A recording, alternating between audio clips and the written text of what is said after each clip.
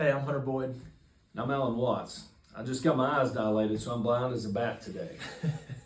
Well, today we are going to break down the three main parties involved in putting on a good 401k plan. So we're going to start with the record keeper, right?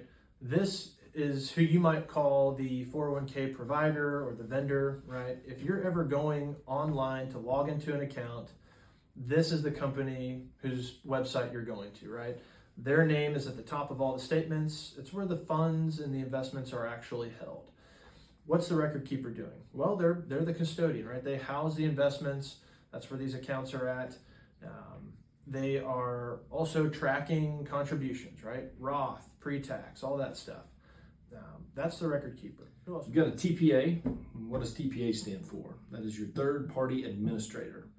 They're like the legal team for the plan. Anytime there's a document that needs to be signed, it pretty much always goes through their office to do so.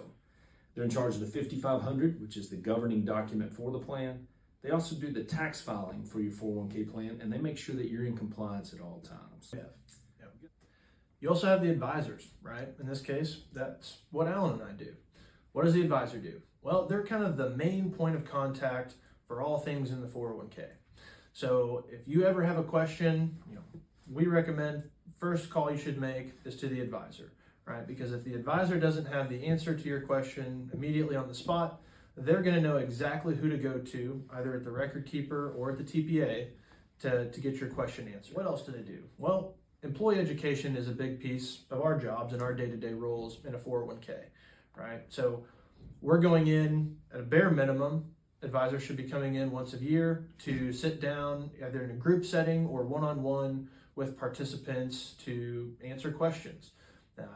Every advisor is a little bit different. I'll speak for ourselves here. So for example, we've got financial planning software that we make available to all participants, right? And what this allows us to do is to sit down one-on-one with folks and dig a little bit deeper into their financial lives to help them beyond 401k. That's just one example. But what else did I miss?